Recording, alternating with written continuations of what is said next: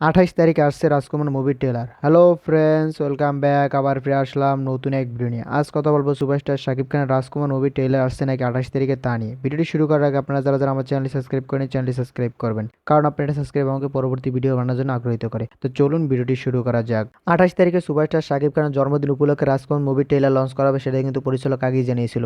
এখন প্রযোজক জানিয়েছে এই মুভির ট্রেলারটা বুর্জ খলিফায় দেখানো হবে। সেখানে শাকিব খানের জন্মদিন উপলক্ষে বুর্জ খলিফায় লঞ্চ করা হবে রাজকুমার মুভির ট্রেলার। সেটা কিন্তু এখন কনফার্ম না, তার আশা অবশ্যই যে রাজকুমার মুভি ট্রেলারটা সে বুর্জ খলিফা লঞ্চ করতে পারবে। তার কথাবার্তা অনেকটা এগিয়ে গেছে, এখনো শিওর হয়নি, কিন্তু শিওর হলে অবশ্যই সে জানাবে যে Burj Khalifa the Rajkumar movie ট্রেলারটা লঞ্চ করা যাবে কি যাবে না। আপনাদের কি মনে হয় রাজকুমার মুভি ট্রেলার কি বুর্জ খলিফা লঞ্চ করতে পারবে কিনা অবশ্যই আপনারা কমেন্টে জানিয়ে যাবেন। পরিচালক জানিয়েছিল যে রাজকুমার মুভির টিজার লঞ্চ করা হবে ফেব্রুয়ারি লাস্ট সপ্তাহ থেকে। ফেব্রুয়ারি লাস্ট সপ্তাহ থেকে প্রতি সপ্তাহে একটা করে মুভির কন্টেন্ট রিলিজ করা হবে, কিন্তু কোনো কিছু কিন্তু এখনো রিলিজ করা হয়নি। ফেব্রুয়ারি চলে গেল, এখন মার্চে প্রায় চলে যাচ্ছে, কিন্তু এখনো মুভির কোনো টিজার বা ট্রেলার কিছুই এখনো কিন্তু রিলিজ করা হয়নি।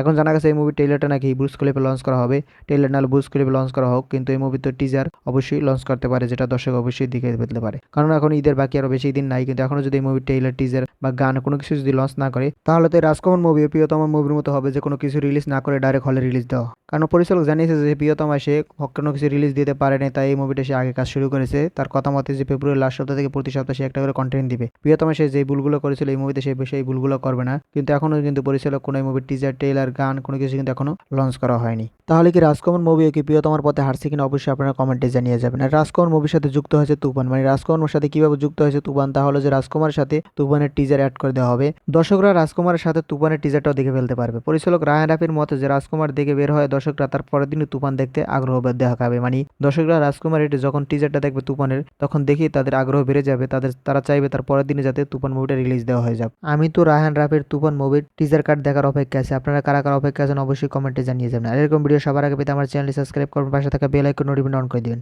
যাতে পরবর্তী ভিডিও সবার আগে আপনার কাছে পৌঁছে যায়। ভিডিও শেষ পর্যন্ত থাকার জন্য অসংখ্য ধন্যবাদ। টিল দেন টেক কেয়ার, দেখা হবে নেক্সট কোন ভিডিওতে। ততক্ষণ ভালো থাকুন, সুস্থ থাকুন, বাই বাই।